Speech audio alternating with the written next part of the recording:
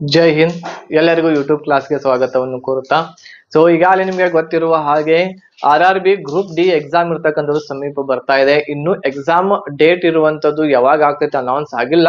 But ಆದ್ರೂ ಕೂಡ ನಿಮ್ಮ RRB ಗ್ರೂಪ್ ಡಿ ಎಕ್ಸಾಮ್ ಇರುವಂತದ್ದು ಜುಲೈ ಇಲ್ಲ ಅಂತಂದ್ರೆ ಆಗಸ್ಟ್ 2025ಕ್ಕೆ ನಿಮ್ಮ ಎಕ್ಸಾಮ್ ಇರ್ತಕ್ಕಂಥದ್ದು ಕಂಡಕ್ಟ್ ಮಾಡೇ ಮಾಡ್ತಾರೆ. ಇನ್ನೊಂದು 2-3 ತಿಂಗಳ ಇದೆ. ಒಂದು 90 ದಿವಸದವರೆಗೆ ನಿಮ್ಮ ಹತ್ರ ಟೈಮ್ ಇದೆ. ಒಳ್ಳೆ ರೀತಿಯಿಂದ ಪ್ರಿಪರೇಷನ್ ಮಾಡ್ರಿ. ಈ ಒಂದು ಟಾಪಿಕ್ ಇರುವಂತದ್ದು ನಿಮ್ಗೆ ಫ್ರೀ ಆಗಿ ಯೂಟ್ಯೂಬ್ ದಲ್ಲಿ ನಾವು ಕೊಡ್ತಾ ಇದ್ದೇವೆ.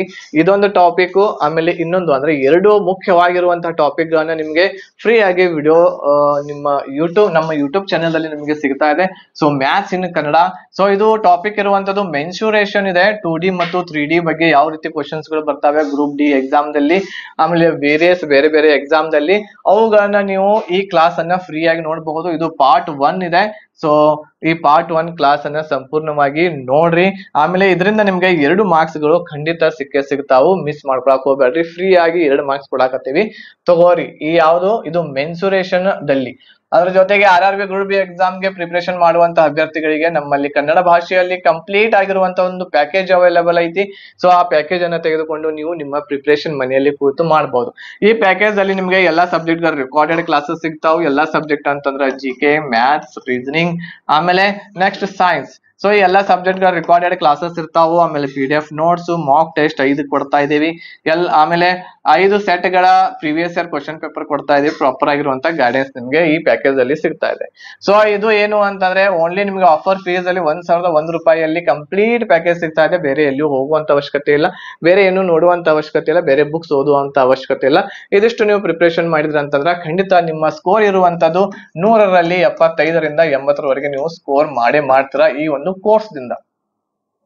ಹೆಚ್ಚಿನ ಮಾಹಿತಿಗಾಗಿ ನೀವು ಕಾಂಟ್ಯಾಕ್ಟ್ ಮಾಡಬಹುದು. 8861927838 ನಂಬರ್ಗೆ ಕಾಂಟ್ಯಾಕ್ಟ್ ಮಾಡ್ರಿ. ಹೆಚ್ಚಿನ ಮಾಹಿತಿ ಪಡ್ಕೊಳ್ರಿ. ಕೋರ್ಸ್ಗೆ ಬೇಗನೆ ಜಾಯ್ನ್ ಆಗ್ರಿ.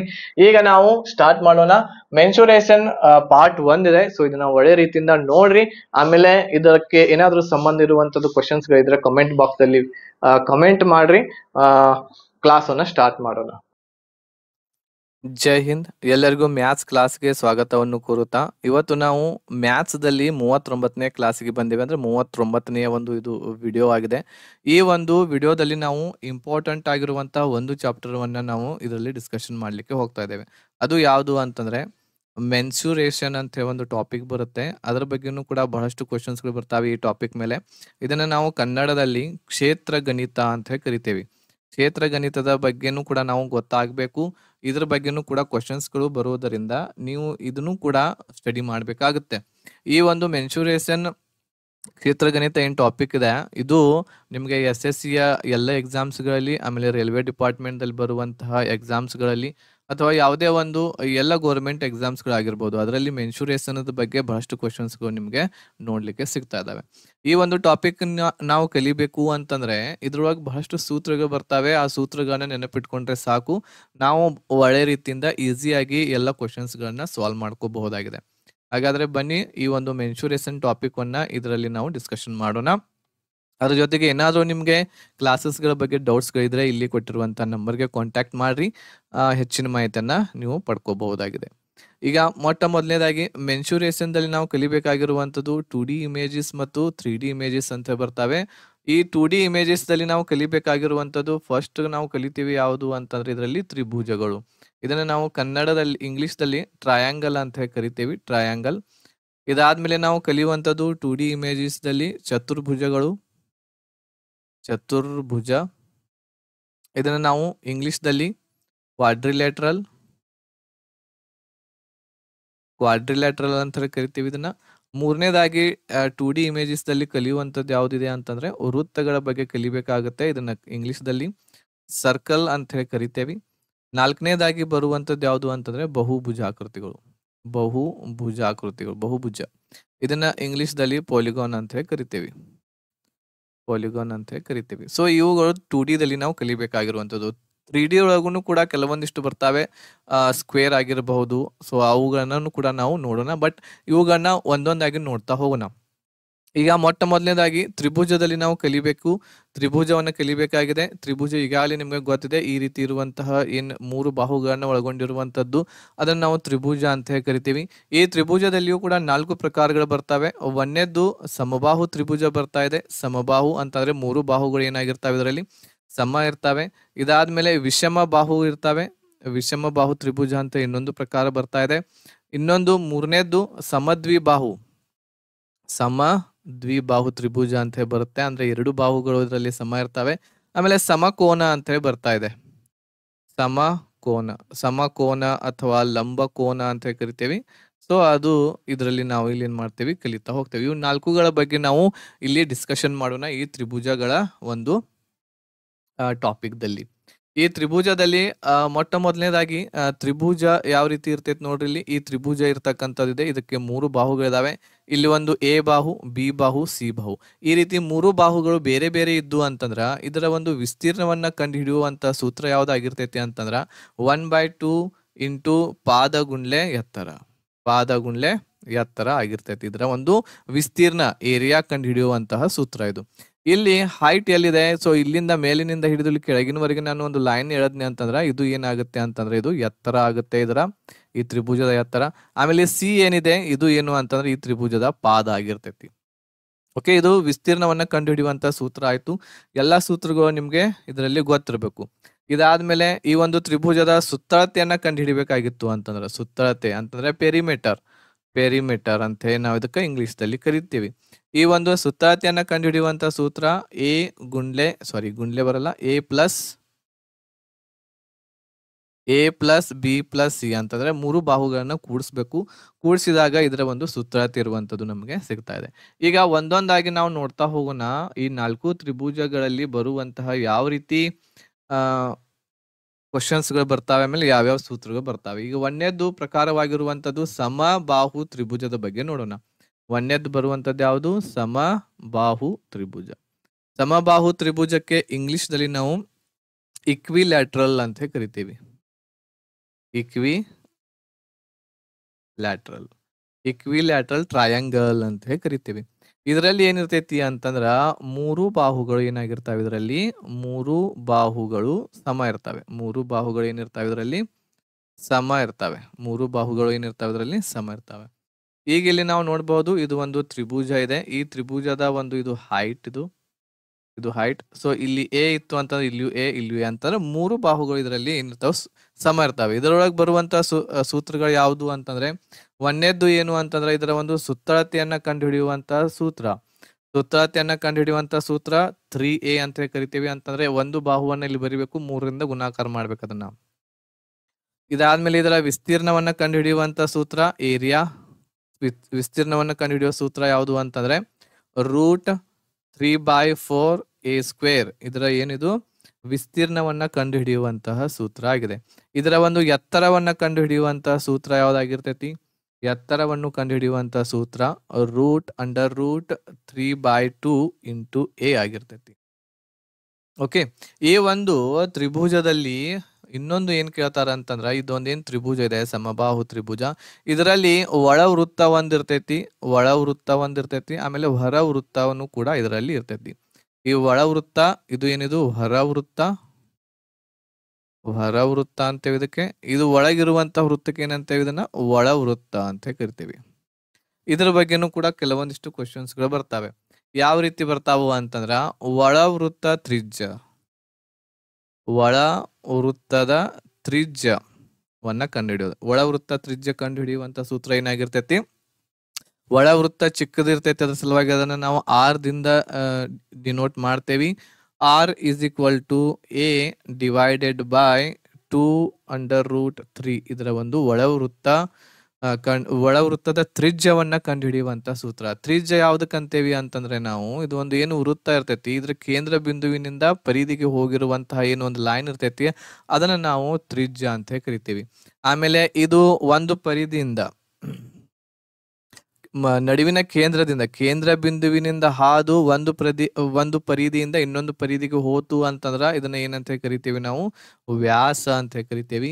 ಈ ಹೊರಗಿನ ಲೈನಿಗೆ ನಾವು ಏನಂತ ಕರಿತೀವಿ ಪರಿಧಿ ಅಂತ ಕರಿತೀವಿ. ಪರಿಧಿ ಇದು ಎಲ್ಲ ನಿಮ್ಗ ಗೊತ್ತಿರಬೇಕು.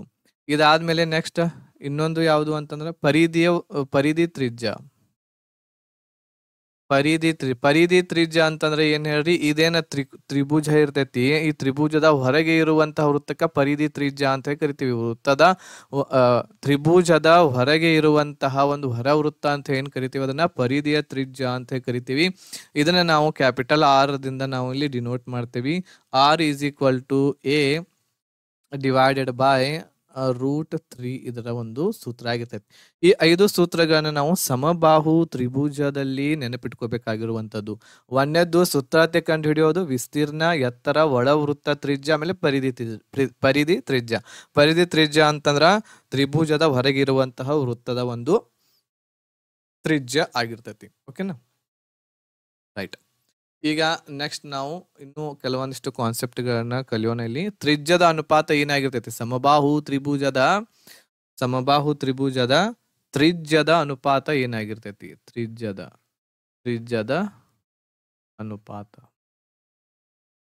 ಅನುಪಾತ ಏನಾಗಿರ್ತೈತಿ ಇಲ್ಲಿ ಅಂದ್ರೆ ಹೊರಗಿನ ವೃತ್ತ ಮತ್ತು ಒಳಗಿನ ವೃತ್ತ, ಇದು ಹೊರಗಿನ ವೃತ್ತ ಮತ್ತು ಒಳಗಿನ ವೃತ್ತದ ಅನುಪಾತ ಏನಾಗಿರ್ತೈತಿ ಅಂತ. ಈಗ ಹೊರಗಿನ ವೃತ್ತದ ಸೂತ್ರ ಏನೈತಿ, ಎ ಡಿವೈಡೆಡ್ ಬೈ √3 ಇದೆ ಅನುಪಾತ. ಒಳ ವೃತ್ತ ತ್ರಿಜ್ಯ ಏನಾಗಿರ್ತೈತಿ ಇಲ್ಲಿ, ಎ ಡಿವೈಡೆಡ್ ಬೈ 2 √3 ಇಲ್ಲಿ ಇದರದ ಆಗಿರ್ತೈತಿ. ಇಲ್ಲಿ √3 ದಿಂದ √3 ಕ್ಯಾನ್ಸಲ್ ಆಗುತ್ತೆ, ಎ ದಿಂದ ಎ ಕ್ಯಾನ್ಸಲ್ ಆಗ್ತೈತಿ. ಇಲ್ಲಿ ಉಳಿತೇನು ಅಂತಂದ್ರೆ 2 ಅನುಪಾತ 1 ಆಗಿರ್ತೈತಿ. ಅಂದ್ರ ಹೊರ ವೃತ್ತ ತ್ರಿಜ್ಯ 2 ಇತ್ತು ಅಂತಂದ್ರ ಒಳಗಿನ ವೃತ್ತದ ತ್ರಿಜ್ಯ 1 ಆಗಿರ್ತೈತಿ. ಇದು ಏನು ಅಂತಂದ್ರ ತ್ರಿಜ್ಯಗಳ ಅನುಪಾತ. ಇದನ್ನ ನೆನಪಿಟ್ಕೊಳ್ರಿ. ಓಕೆ, ಇದು ತ್ರಿಜ್ಯದ ಅನುಪಾತ ಆಯ್ತು. ಈಗ ನೆಕ್ಸ್ಟ್ ಇನ್ನೊಂದು ಅನುಪಾತ ಯಾವ್ದು ನಮಗ್ ಗೊತ್ತಿರ್ಬೇಕು ಅಂತಂದ್ರೆ ವಿಸ್ತೀರ್ಣದ ಅನುಪಾತ. ಪರಿಧಿ ವೃತ್ತ ಏನಿದೆ, ಪರಿಧಿ ಅಂದ್ರೆ ಪರಿಧಿ ವೃತ್ತ ಅಂತಂದ್ರ ತ್ರಿಜ್ಯದ ಹೊರಗಿರುವಂತಹ ವೃತ್ತ. ಆಮೇಲೆ ಅಂತರ್ವೃತ್ತ, ಇವುಗಳ ವಿಸ್ತೀರ್ಣಗಳ ಅನುಪಾತ ಏನಾಗಿರ್ತೈತೆ, ವಿಸ್ತೀರ್ಣಗಳ ಅನುಪಾತ. ಇದು ತ್ರಿಜ್ಯದ ಅನುಪಾತ ಆಯ್ತು. ಈಗ ವಿಸ್ತೀರ್ಣದ ಅನುಪಾತ ಡೈರೆಕ್ಟ್ ಆಗಿ ನೆನಪಿಟ್ಕೋಬೇಕು, 4:1 ಇರ್ತೈತಿ. ಅಂದ್ರೆ ಪರಿಧಿ ವೃತ್ತ ಅಂತಂದ್ರ ಹೊರ ವೃತ್ತ ಏನಿರ್ತೈತಿ ಅದರದ್ದು 4 ಇತ್ತು ಅಂತಂದ್ರ ಒಳಗಿನ ವೃತ್ತ 1 ಆಗಿರ್ತೈತಿ ಅಂತ ಇದರ ಅರ್ಥ. Okay, right. ಸೊ ಇದಾದ್ಮೇಲೆ ನೆಕ್ಸ್ಟ್ ನಾವು ನೋಡುವಂತದ್ದು ಕೆಲವೊಂದಿಷ್ಟು ಕ್ವಶನ್ಸ್ ಗಳಿದಾವೆ. ಆ ಕ್ವಶನ್ಸ್ ಗಳನ್ನ 1 by 1 ನಾವು ಇದರಲ್ಲಿ ಬಿಡಿಸ್ತಾ ಹೋಗೋಣ. 1ನೇ ಪ್ರಶ್ನೆ ನೋಡ್ರಿ, ಇಲ್ಲಿ ಏನಿದೆ, ಸಮಬಾಹು ತ್ರಿಕೋನದಲ್ಲಿ ತ್ರಿಜ್ಯ ಮತ್ತು ಸುತ್ತಳತೆ ತ್ರಿಜ್ಯಗಳು ಸಂಬಂಧವನ್ನ ಹೊಂದಿದಿವೆ ಅಂತಂದ್ರೆ ಇದರ ಒಂದು ರಿಲೇಷನ್ಸ್ ಏನಿದೆ ಅಂತೇಳಿ. ಇಲ್ಲಿ ನಾವು ಒಳ ವೃತ್ತ ಡಿವೈಡೆಡ್ ಬೈ ಹೊರ ವೃತ್ತ ಈಸ್ ಈಕ್ವಲ್ ಟು ಏನಾಗಿರ್ತಾವೆ, ಇವು 1/2 ಆಗಿರ್ತಾವೆ. ಈಗಾಗಲೇ ನಮಗೆ ಗೊತ್ತೈತಿದು. ಆಮೇಲೆ ಇಲ್ಲಿ r is equal to 2r ಆಗುತ್ತೆ. R is equal to r divided by 2 ಆಗುತ್ತೆ. ಇದೇ ಇದರ ಆನ್ಸರ್. ಸೊ ಎಲ್ಲಿದೆ ನೋಡಿ, ಆಪ್ಷನ್ ನಂಬರ್ ಬಿ ಇದಕ್ಕೆ ಸರಿ ಆನ್ಸರ್. ಸೊ ಇದನ್ನ ಹೇಗೆ ಕಂಡು ಹಿಡಿದಿವಿ ನಾವು, ಇಲ್ಲಿ ಇದೆ ನೋಡ್ರಿ, ಇಲ್ಲಿ ತ್ರಿಜ್ಯದ ಅನುಪಾತ ಇದೆಯಲ್ಲ, ತ್ರಿಜ್ಯದ ಅನುಪಾತ ದೊಡ್ಡದು ಇರುವಂತದ್ದು 2 ಇತ್ತು ಅಂತಂದ್ರೆ ಚಿಕ್ಕದು 1 ಆಗಿರ್ತೈತಿ. ಅದನ್ನ ಬರ್ದೇನೆ ನಾನು ಇಲ್ಲಿ. ದೊಡ್ಡದ್ದು ಏನಿದೆ 2 ಇತ್ತು ಅಂತಂದ್ರೆ ಚಿಕ್ಕದು ಏನಾಗಿರ್ತೈತಿ 1 ಆಗಿರ್ತೈತಿ. ಇದನ್ನ ನಾನು ಸಾಲ್ವ್ ಮಾಡಿದಾಗಲೇ ನನಗೆ ಏನ್ ಸಿಕ್ತು ಅಂತಂದ್ರ ಇಲ್ಲಿ ಆರ್, ಇಲ್ಲಿ 2 ಇರುವಂತದ್ದು, ಇಲ್ಲಿ ಏನು ಕ್ರಾಸ್ ಮಲ್ಟಿಪ್ಲಿಕೇಶನ್ ಮಾಡಿದ್ವಿ ಅಂತಂದ್ರ, ಕ್ರಾಸ್ ನಾವು ಗುಣಾಕಾರ ಮಾಡಿದ್ವಿ ಅಂತಂದ್ರ ಇದು ಆರ್ ದಿಂದ ಇದನ್ನ 2ಕ್ಕೆ ಗುಣಾಕಾರ ಆದಾಗ 2r ಆಗುತ್ತೆ. ಅದು 2r ಆಗ್ತೈತೆ. ಆಮೇಲೆ ಆರ್ ಅನ್ನ ಇಲ್ಲಿ ಹೊರಗೆ ತೆಗೆದ್ನೆ ಅಂತಂದ್ರೆ ಇದು r ಡಿವೈಡೆಡ್ ಬೈ 2 ಆಗುತ್ತೆ. ಆಪ್ಷನ್ ನಂಬರ್ ಬಿ ಇದಕ್ಕೆ ಸರಿ ಆನ್ಸರ್ ಇಲ್ಲಿ. 2√3 ಸೆಂಟಿಮೀಟರ್ ಬದಿಯ ಸಮಬಾಹು ತ್ರಿಕೋನದಲ್ಲಿ ಇದರ ಒಂದು ಸುತ್ತಳತೆ ತ್ರಿಜ್ಯವು ಏನು ಅಂತ ಹೇಳಿ ಕೇಳಿದ್ದಾರೆ. ಈಗ ಇಲ್ಲಿ ಸುತ್ತಳತೆಯ ತ್ರಿಜ್ಯ ಅಂತಂದ್ರೆ ಏನ್ ಹೇಳ್ರಿ, ಇಲ್ಲಿ ಪರಿಧಿಯ ತ್ರಿಜ್ಯ ಅಂತಂದ್ರೆ ಏನು ತ್ರಿಕೋನ ಇದೆ, ತ್ರಿಭುಜ ಇದೆ, ಆ ತ್ರಿಭುಜದ ಹೊರಗೆ ಇರುವಂತಹ ವೃತ್ತ ಅದರದ ಬಗ್ಗೆ ಇಲ್ಲಿ ಕೇಳ್ಯಾರೆ. ಹೊರಗೆ ಇರುವಂತಹ ವೃತ್ತದ ಒಂದು ತ್ರಿಜ್ಯವನ್ನ ಕಂಡು ಹಿಡಿಬೇಕು ಅಂತಂದ್ರೆ r is equal to a divided by √3 ಇದರ ಒಂದು ಸೂತ್ರ ಆಗಿರ್ತೈತಿ, ಹೌದಾ. ಸೊ ಇಲ್ಲಿ r is equal to a ಏನಿದೆ, ಒಂದು ಬದಿಯನ್ನ ನಮಗೆ ಕೊಟ್ಟಾರೋ, ಎ ಇರುವಂತದ್ದು ಇದು 2√3 ಡಿವೈಡೆಡ್ ಬೈ √3 ಆಗುತ್ತೆ. ಸೊ ಇಲ್ಲಿ √3 ದಿಂದ √3 ಕ್ಯಾನ್ಸಲ್ ಆಗ್ತೈತಿ, 2 ಉಳಿತೈತಿ. ಅಂದ್ರೆ r ಇಸ್ ಈಕ್ವಲ್ ಟು 2 ಆಗುತ್ತೆ. r is equal to 2. ಇದು ಏನು ಅಂತಂದ್ರ ಪರಿಧಿಯ ತ್ರಿಜ್ಯವನ್ನ ಕಂಡುಹಿಡಿದ್ವಿ. ಅಂತಂದ್ರೆ ಇದೇನು ಹೊರ ವೃತ್ತದ ತ್ರಿಜ್ಯ ಇದು. ಈಗ ಅದೇ ರೀತಿ ಒಳ ವೃತ್ತದ ಕಂಡು ಹಿಡಿಬಹುದಾ ನಾವು? ಒಳ ವೃತ್ತದ ತ್ರಿಜ್ಯವನ್ನ ಕಂಡು ಹಿಡಿಬಹುದು. ಅದನ್ನ ನಾವು ಸೂತ್ರ ಏನಿದೆ ಅದಕ್ಕೆ, r is equal to a divided by 2√3 ಇದೆ. r is equal to a ಯ ಬೆಲೆ ಎಷ್ಟಿದೆ? 2√3 ಡಿವೈಡೆಡ್ ಬೈ 2√3. ಸೊ ಇದನ್ನ ಎರಡು ಕಡ್ತಾ ಹೊಡೆದಾಗ ಇದಕ್ಕೆ ಆನ್ಸರ್ 1 ಬರ್ತಾ ಇದೆ. ಒಳ ವೃತ್ತದ ತ್ರಿಜ್ಯ 1 ಆಗಿದೆ, ಹೊರ ವೃತ್ತದ ತ್ರಿಜ್ಯ 2 ಆಗಿದೆ. ಸೊ ಇದರ ಅನುಪಾತನು ಕೂಡ ಇದಾಗಿರ್ತೈತಿ. ಯಾವಾಗ ಹೊರ ವೃತ್ತದ ತ್ರಿಜ್ಯ 2 ಇತ್ತು ಅಂತಂದ್ರೆ ಒಳ ವೃತ್ತದ ತ್ರಿಜ್ಯ 1 ಇರ್ತೈತಿ. ಅಥವಾ ಒಳ ವೃತ್ತದ ತ್ರಿಜ್ಯ 1 ಕೊಟ್ಟಿದ್ರು ಹೊರ ವೃತ್ತದ ತ್ರಿಜ್ಯ ಎಷ್ಟು ಅಂತ ಕೇಳಿದ್ರೆ 2 ಅಂತ ಹೇಳಿ ಡೈರೆಕ್ಟ್ ಆಗಿ ಹೇಳ್ಬೇಕು. ಇಷ್ಟೆಲ್ಲ ಮಾಡ್ಕೊಂಡ್ಕೊಂಡಿರೋದು ಅವಶ್ಯಕತೆ ಇದರಲ್ಲಿ ಇರಂಗಿಲ್ಲ. ಇದಾದ್ಮೇಲೆ ನೆಕ್ಸ್ಟ್ ಇದ ಲೆಕ್ಕದೊಳಗ ನಾವು ಏನ್ ಮಾಡೋಣ ಅಂತಂದ್ರೆ ಏರಿಯಾವನ್ನ ಕಂಡು ಹಿಡಿಯೋಣ. ಸೊ ಈ ಒಂದು ತ್ರಿಜ್ಯದ ಈ ಒಂದು ವೃತ್ತದ ಏನ್ ಮಾಡೋಣ, ಏರಿಯಾವನ್ನ ಕಂಡು ಹಿಡಿಯೋಣ. ತ್ರಿಭುಜದ ಏರಿಯಾ ಅಂತಂದ್ರೆ ಏನು? ವಿಸ್ತೀರ್ಣ. ತ್ರಿಭುಜದ ವಿಸ್ತೀರ್ಣವನ್ನ ಕಂಡು ಹಿಡಿಯೋಣ. ಒಂದು ಬಾಹು ನಮಗ ಐತಿದ್ಲಿ. ಸೊ ಇಲ್ಲಿ ವಿಸ್ತೀರ್ಣ ಏನಾಗುತ್ತೆ? ತ್ರಿಭುಜದ ವಿಸ್ತೀರ್ಣ ಸಮಬಾಹು ತ್ರಿಭುಜದ ವಿಸ್ತೀರ್ಣ ಕಂಡು ಹಿಡಿಯುವಂತ ಸೂತ್ರ ಏನೈತಿ? √3 ಡಿವೈಡೆಡ್ ಬೈ 4a² ಇದಕ್ಕೆ ಆಗುತ್ತೆ. ಇಲ್ಲಿ a ಇದ್ದಲ್ಲಿ ಈ ಒಂದು ಬೆಲೆಯನ್ನ ತುಂಬ್ರಿ, 2√3 ಇರುವಂತದ್ದು ತುಂಬ್ರಿ. √3 ಡಿವೈಡೆಡ್ ಬೈ 4 ಇಂಟು 2√3². ಇದನ್ನ ನಾನು ಬಿಡಿಸಿದಾಗ ಎಷ್ಟಾಗ್ತೈತಿ? ಇದು √3 ಡಿವೈಡೆಡ್ ಬೈ 4 ಇಂಟು ಇಲ್ಲಿ ಎಷ್ಟಾಗ್ತೈತಿ? ಇದನ್ನ ಸ್ಕ್ವೇರ್ ಮಾಡಿದ್ನಿ ಅಂತಂದ್ರೆ ಏನಾಗ್ತೈತಿ? 2ರ ಸ್ಕ್ವೇರ್ ಎಷ್ಟಾಗ್ತೈತಿ? 2 2 4 ಆಗ್ತೈತಿ. ಈ 2ದಿಂದ ಈ √2 ಕ್ಯಾನ್ಸಲ್ ಆಗ್ತಾವು. ಇಲ್ಲಿ 3 ಅಷ್ಟ ಉಳಿತೈತಿ ಇಲ್ಲಿ. ನೆಕ್ಸ್ಟ್ ಇದನ್ನ ನಾನು ಸಾಲ್ವ್ ಮಾಡಿದಾಗ ಎಷ್ಟು ಬರ್ತೈತಿ? √3 ಡಿವೈಡೆಡ್ ಬೈ 4 ಇಂಟು 4 3 ಎಷ್ಟಾಗ್ತೈತಿ? 12 ಆಗ್ತೈತಿ. ಈಗ ಇದನ್ನ ಕಡ್ತಾ ಹೊಡೆದಾಗ 4 1 4 4 3 12. ಈ 3ಅನ್ನ ಹೊರಗೆ ತೆಗಿಬೇಕು. ಕಡ್ತಾ ಹೊಡೆದಿರುವಂತ 3ಅನ್ನ ನಾನು ರೂಟ್ ಹೊರಗೆ ತೆಗಿತೇನೆ. ಒಳಗೆ ಎಷ್ಟು ಉಳಿತೈತಿ? √3 ಉಳಿತೈತಿ. ಇದರ ಆನ್ಸರ್ ಇದು. ಓಕೆನಾ? ಕಡ್ತಾ ಹೊಡೆದಿರುವಂತಹದ್ದು ಏನಿರ್ತೈತಿ ಅದನ್ನ ರೂಟದ ಹೊರಗಡೆ ನಾನು ತೆಗೆದಾಗ ಉಳಿತಷ್ಟು ಇಲ್ಲಿ √3 ಇಲ್ಲಿ ಉಳಿತೈತಿ. ಅಂದ್ರೆ ಇದರ ಒಂದು ವಿಸ್ತೀರ್ಣ ಎಷ್ಟಾಯ್ತು? ಇಲ್ಲಿ 3√3. ಇದರದ ಈ ಒಂದು ತ್ರಿಭುಜದ ಹೈಟ್ ಅನ್ನ ಕಂಡು ಹಿಡಿಬೇಕು ಅಂತಂದ್ರೆ ತ್ರಿಭುಜದ ಎತ್ತರವನ್ನ, ಸಮಬಾಹು ತ್ರಿಭುಜದ ಎತ್ತರ ಕಂಡು ಹಿಡಿಯುವಂತ ಸೂತ್ರ ಏನೈತಿ? √3 ಡಿವೈಡೆಡ್ ಬೈ 2a ಇರುವಂತದ್ದು ಇದರ ಸೂತ್ರ. ಇಲ್ಲಿ √3 ಡಿವೈಡೆಡ್ ಬೈ 2 ಇಂಟು 2√3 ಇದಕ್ಕೆ ಆಗತ್ತೆ. ಈ 2ದಿಂದ ಈ 2 ಕ್ಯಾನ್ಸಲ್ ಆಗ್ತೈತಿ. ಉಳಿತೆಷ್ಟು ಈಗ ಇಲ್ಲಿ? √3 ಇಂಟು √3. √3 ಅನ್ನ ನಾನು ಇಲ್ಲಿ ಗುಣಾಕಾರ ಮಾಡಿದ್ನಿ ಅಂತಂದ್ರೆ 3 ಬರ್ತೈತಿ. ಇದನ್ನ ನೆನಪಿಟ್ಕೋಬೇಕು. ಯಾವಾಗಲೂ ಕೂಡ ನಾವು √3 ಇಂಟು √3 ಮಾಡಿದಿವಿ ಅಂತಂದ್ರೆ ಇದರ ಆನ್ಸರ್ ಒಳಗೆ ಏನಿರ್ತೈತಿಲ್ಲ ಅದ ಬರಿಬೇಕು. ಈಗ ಉದಾಹರಣೆಗೆ √15 ಗುಂಡ್ಲೆ √15 ಮಾಡ್ರಿ ಅಂದಾಗ ಇದರ ಆನ್ಸರ್ ಎಷ್ಟು ಬರ್ತೈತಿ? 15ನ ಬರ್ತೈತಿ. ಇದನ್ನ ನೀವು ಇಲ್ಲಿ ನೆನಪಿಟ್ಕೋಬೇಕು. ಇದು ಓಕೆ, ಈ ರೀತಿ ಗುಣಾಕಾರ ಆದಾಗ. ಸೊ ಇಲ್ಲಿ ನಾವು ಹೊರ ವೃತ್ತದ ತ್ರಿಜ್ಯ, ಆಮೇಲೆ ಒಳ ವೃತ್ತದ ತ್ರಿಜ್ಯ ಕಂಡು ಹಿಡಿದಿವಿ. ಆಮೇಲೆ ಒಂದೇ ಬಾಹು ಇರುವಂತಹ 2√3 ಇರುವಂತಹ ಒಂದು ಬಾಹು ಇದೆ ಸಮಬಾಹು ತ್ರಿಭುಜದಲ್ಲಿ. ಇದರ ವಿಸ್ತೀರ್ಣವನ್ನ ಕಂಡು ಹಿಡಿದ್ವಿ. ಆಮೇಲೆ ಅದರ ಹೈಟ್ ಕೂಡ ನಾವೇನ್ ಮಾಡಿದ್ವಿ? ಒಂದೇ ಲೆಕ್ಕದಲ್ಲಿ ಇಷ್ಟೆಲ್ಲವುಗಳನ್ನ ಇಲ್ಲಿ ಕಂಡು ಹಿಡಿದ್ವಿ. ನೆಕ್ಸ್ಟ್ ಪ್ರಶ್ನೆ ನೋಡ್ರಿ. ಇಲ್ಲಿ ಸಮಬಾಹು ತ್ರಿಕೋನ ಭಾಗದಲ್ಲಿ 12 ಸೆಂಟಿಮೀಟರ್ ನಲ್ಲಿ ಕೆತ್ತಲಾದ ಮತ್ತು ಸುತ್ತುವರಿದ ವೃತ್ತಗಳ ಪ್ರದೇಶಗಳ ಅನುಪಾತ ಏನು ಅಂತ ಹೇಳಿ ಕೇಳಾರೆ.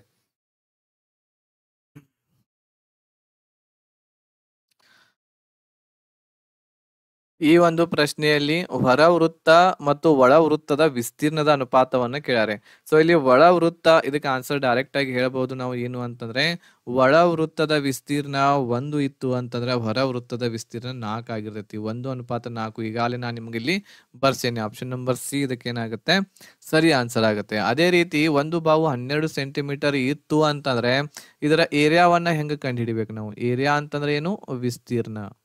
ಇಂಗ್ಲಿಷ್ ಮತ್ತು ಕನ್ನಡ ಎರಡೂಗಳಲ್ಲಿ ಕೂಡ ನಿಮ್ಗೆ ಗೊತ್ತಿರ್ಬೇಕು. ವಿಸ್ತೀರ್ಣ ಕಂಡು ಹಿಡಿಯುವಂತ ಸೂತ್ರ ಏನೈತಿ?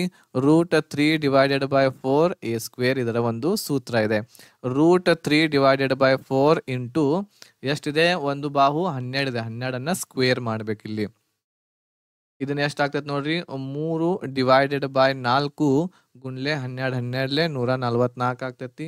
ಸೊ ಇಲ್ಲಿ 4 1 4 36 144 ಆಗುತ್ತೆ.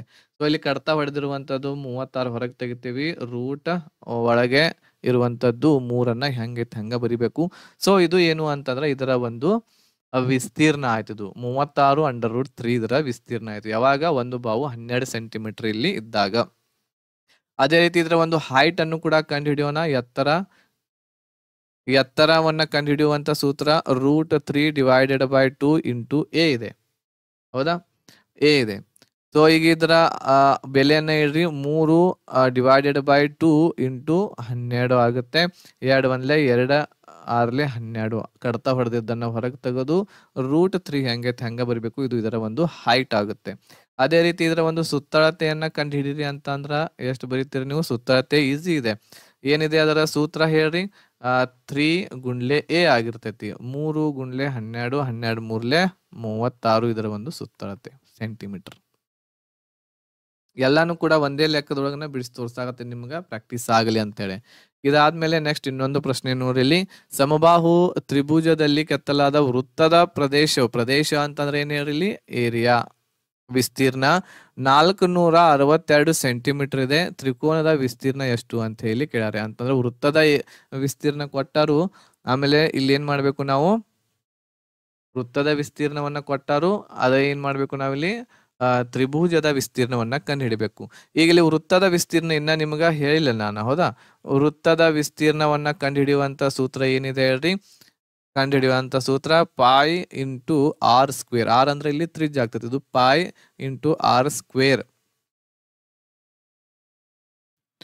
ತ್ರಿಕೋನದ ವಿಸ್ತೀರ್ಣವನ್ನ ಕಂಡು ಹಿಡಿಬೇಕು ಅಂತಂದ್ರೆ ಇಲ್ಲಿ ಯಾವುದೇ ರೀತಿ ಇರುವಂತಹ ತ್ರಿಕೋನದ ಬಾಹು ಇರುವಂತದ್ದು ನಮ್ಗ ಕೊಟ್ಟಿಲ್ಲ ಅವ್ರ ಸಮಬಾಹು ತ್ರಿಭುಜದೊಳಗ. ಒಂದು ಬಾಹು ಎಷ್ಟಿರ್ತಿತ್ತು ಅದು ನಮಗ್ ಗೊತ್ತಿರ್ತಿತ್ತು ಅಂತಂದ್ರ ಈಸಿಯಾಗಿ ನಾವು ಕಂಡು ಹಿಡಿಬಹುದಾಗಿತ್ತು ಇಲ್ಲಿ ತ್ರಿಕೋನದ ವಿಸ್ತೀರ್ಣವನ್ನ. ಬಟ್ ಇಲ್ಲಿ ಅವ್ರು ಏನ್ ಕೊಟ್ಟಾರು? ಒಂದು ವೃತ್ತ ಇದೆ. ಆ ವೃತ್ತ ಇರುವಂತದ್ದು ತ್ರಿಕೋನದ ಒಳಗೆ ಇದೆ. ಅಂದ್ರೆ ಏನು? ತ್ರಿಭುಜ ಇದೆ. ತ್ರಿಭುಜದ ಒಳಗೆ ಒಂದು ವೃತ್ತ ಇದೆಯಲ್ಲ, ಈ ಒಳಗೆ ಇರುವಂತಹ ಒಂದು ವೃತ್ತದ ವಿಸ್ತೀರ್ಣ ಕೊಟ್ಟಾರು. ಇದರ ವಿಸ್ತೀರ್ಣ ಇರುವಂತದ್ದು 462 ಸೆಂಟಿಮೀಟರ್ ಇದೆ ಅಂತ ಹೇಳಿ ಕೊಟ್ಟಾರ. ಹಾಗಾಗಿ ವೃತ್ತದ ವಿಸ್ತೀರ್ಣದ ಒಂದು ಸೂತ್ರವನ್ನು ಇಟ್ಕೊಂಡು ನಾವ್ ಏನ್ ಮಾಡ್ಬೇಕು? ಈಗ ಇಲ್ಲಿ ಈ ಒಂದು ಬಾಹುವಿನ ಒಂದು ಬಾಹು ಎಷ್ಟಿದೆ ಅನ್ನೋದನ್ನ ಕಂಡು ಹಿಡಿಬೇಕಾಗುತ್ತೆ. ಯಾವ ರೀತಿ ಕಂಡು ಹಿಡಿತೀವಿ? ವೃತ್ತದ ವಿಸ್ತೀರ್ಣ π ಗುಣ್ಲೆ r ಸ್ಕ್ವೇರ್ ಇದೆ. ಇದನ್ನ ನಾವು ಯಾವ ರೀತಿ ಬರ್ಕೋಬಹುದು? ಇಲ್ಲಿ π ಬರಿಬೇಕು ಇಲ್ಲಿ. ಆಮೇಲೆ r ಅನ್ನುವಂಥದ್ದು ಏನ್ ಹೇಳಿ? ಇಲ್ಲಿ r ಇದೆಯಲ್ಲ, ಈ r ಸ್ಕ್ವೇರ್. ಈ r ಸ್ಕ್ವೇರ್ ಅದ ಜಾಗದಲ್ಲಿ ಏನ್ ಬರಿಬೇಕು ಅಂತಂದ್ರೆ ತ್ರಿಭುಜದ ಒಳ ವೃತ್ತದೊಳಗ ಒಂದು ತ್ರಿಭುಜ ಏನಿರ್ತೈತಲ್ಲ, ಒಳ ವೃತ್ತದ ಒಂದು ತ್ರಿಜ್ಯವನ್ನ ಕಂಡು ಹಿಡಿಯುವಂತಹ ಸೂತ್ರವನ್ನ ಬರ್ಕೋಬೇಕಿಲ್ಲಿ. ತ್ರಿಭುಜದ ಒಳಗಿರುವಂತಹ ವೃತ್ತದ ತ್ರಿಜ್ಯವನ್ನು ಕಂಡು ಹಿಡಿಯುವಂತಹ ಸೂತ್ರ ಆರದ ಜಾಗದಲ್ಲಿ ಬರ್ಕೋಬೇಕು. ಅದರದ ಸೂತ್ರ ಏನ್ ಬರ್ತೈತೆ ಹೇಳ್ರಿ? a/2√3 ಅಂತ ಹೇಳಿದ್ರ ಸೂತ್ರ. ಇಲ್ಲಿ ಸ್ಕ್ವೇರ್ ಇರೋದರಿಂದ ಇಲ್ಲಿ ಕೂಡ ನಾವು ಸ್ಕ್ವೇರ್ ಮಾಡೋಣ. ಸೊ ಇಲ್ಲಿ ಟೋಟಲ್ ಆಗಿ ವೃತ್ತದ ವಿಸ್ತೀರ್ಣ ಎಷ್ಟು ಕೊಟ್ಟಾರ? ನಮಗೆ 462 ಸೆಂಟಿಮೀಟರ್ ನಮಗೆ ಇಲ್ಲಿ ಕೊಟ್ಟಾರ. ಪಾಯಿ ಬೆಲೆ ಎಷ್ಟಿರ್ತೈತಿ? 22 ಇರ್ತೈತಿ. ಗುಣ್ಲೆ ಇದನ್ನ ಸ್ಕ್ವೇರ್ ಮಾಡ್ರಿ. ಎ ದಿಂದ ಸ್ಕ್ವೇರ್ ಮಾಡಿದ್ವಿ ಅಂದ್ರೆ a ಸ್ಕ್ವೇರ್ ಆಗ್ತೈತಿ. ಇದನ್ನ ನಾವು ಸ್ಕ್ವೇರ್ ಮಾಡಿದ್ವಿ ಅಂತಂದ್ರ 12 ಬರ್ತಾ ಇದೆ. Is equal to 462. 12 ಒಂದ್ಲೆ 22 ಹೋಗ್ತೈತಿ. 22 2 44, 22 ಒಂದ್ಲೆ 22 ಬಂತು ಇಲ್ಲಿ. ಸೊ ಉಳಿತ ಎಷ್ಟು ನೋಡ್ರಿ? ಇಲ್ಲಿ ಏನೇನು ಉಳಿತೈತಿ? ಇಲ್ಲಿ a ಸ್ಕ್ವೇರ್ ಅನ್ನ ಹೊರಗೆ ತೆಗೀರಿ. ಇಲ್ಲಿ a square is equal to 21 ಗುಣ್ಲೆ 7 ಗುಣ್ಲೆ 12 ಇಲ್ಲಿ ಉಳಿತಾ ಇದೆ. ಈಗ ಇಲ್ಲಿ ಸ್ಕ್ವೇರ್ ಅನ್ನ ತೆಗದಿವಿ ಅಂತಂದ್ರ a ಇಲ್ಲಿ ಇರ್ರಿ, ಇಲ್ಲಿ ರೂಟ್ ಆಗುತ್ತೆ. ರೂಟ್ 21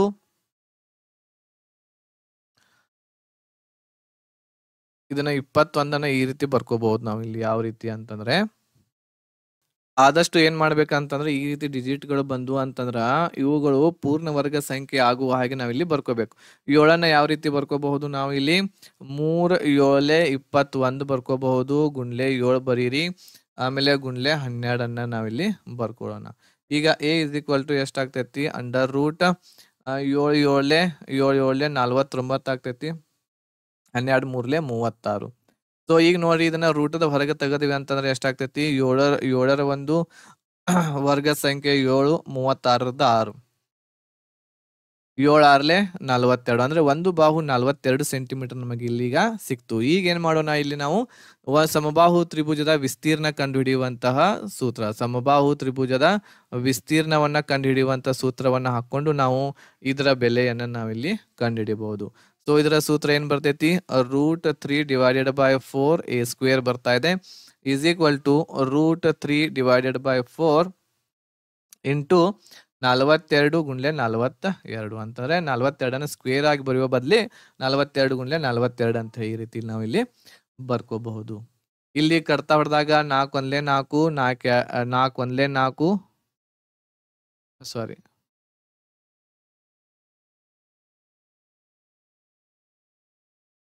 ಎರಡರಲ್ಲೇ ಕಟ್ತಾ ಹೋಗ್ತೈತಿ. ಇದು ಎರಡರಲ್ಲೇ ಎಷ್ಟರಲ್ಲಿ ಬರ್ತೈತಿ ಇಲ್ಲಿ, 2 2 2 4, 2 2 4, 2 1 2, ಮತ್ತೆ 2ರಿಂದ ಹೋಗ್ತೈತಿ, 2 1 2 2 4, 2 1 2. ಈಗ ಎಷ್ಟು ಉಳಿತು ನೋಡ್ರಿ ಇಲ್ಲಿ, ರೂಟ್ ಈಗ ಇಲ್ಲಿ ಕಡ್ತಾ ಹೊಡೆದಿರುವಂಥದ್ದು ಹೊರಗೆ ತೆಗೀರಿ, 21 ಗುಣ್ಲೆ 21 ಮಾಡಿದೀವಿ ಅಂತಂದ್ರೆ 441 ಹೊರಗೆ ತೆಗದಿವಿ. ರೂಟ್ ಎಷ್ಟು ಉಳಿತು ಇಲ್ಲಿ, √3 ಇಲ್ಲಿ ಒಳಗಡೆ ಉಳಿತೈತಿ, ಅಂದ್ರೆ 441 √3 ಇದರ ಆನ್ಸರ್. ಆಪ್ಷನ್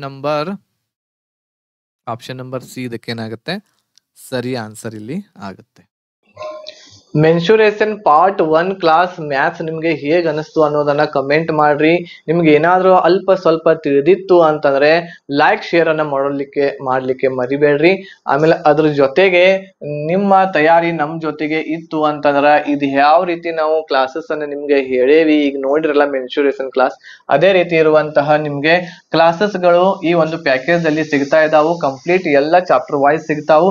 ಎಲ್ಲ ಸಬ್ಜೆಕ್ಟ್ ರೆಕಾರ್ಡೆಡ್ ಕ್ಲಾಸಸ್ ಇರ್ತೈತಿ. GK, ಮ್ಯಾಥ್ಸ್, ರೀಸನಿಂಗ್, ಆಮೇಲೆ ಸೈನ್ಸ್ ಓನ್ಲಿ 1001 rupees ಅಲ್ಲಿ ನಿಮ್ಗೆ ಕಂಪ್ಲೀಟ್ ಪ್ಯಾಕೇಜ್ ಸಿಗ್ತಾ ಇದೆ. ಬೇಗನೆ ಇರುವಂತದ್ದು ಜಾಯಿನ್ ಆಗಬಹುದು. PDF notes, mock test, 5 set previous year question paper, proper ಆಗಿರುವಂತಹ ಗೈಡೆನ್ಸ್. ಹೆಚ್ಚಿನ ಮಾಹಿತಿಗಾಗಿ ನೀವು ಈ ನಂಬರ್ಗೆ ಕಾಂಟ್ಯಾಕ್ಟ್ ಮಾಡಬಹುದು. ಆಮೇಲೆ ಈ ಕ್ಲಾಸ್ ನಿಮ್ಗೆ ಇಷ್ಟ ಆಗಿತ್ತು ಅಂತಂದ್ರೆ ನೀವು ಈ ಒಂದು ಕ್ಲಾಸ್ ಅನ್ನ ಲೈಕ್ ಮಾಡ್ರಿ, ಶೇರ್ ಮಾಡ್ರಿ, ನಿಮ್ಮ ಎಲ್ಲ ಫ್ರೆಂಡ್ಸ್ ಗಳಿಗೆ ಕೂಡ ತಿಳಿಸಿ, ಹಾಗೂ ಬೇಗನೆ ಇರುವಂತದ್ದು ಕ್ಲಾಸಸ್ ಗಳಿಗೆ ಜಾಯಿನ್ ಆಗ್ರಿ ಅಂತ ಹೇಳ್ತಾ ಈ ಕ್ಲಾಸ್ ಅನ್ನ ಇಲ್ಲಿಗೆ ಮುಗಿಸೋಣ. ಪಾರ್ಟ್ 2 ದಲ್ಲಿ ಮತ್ತೆ ಭೇಟಿ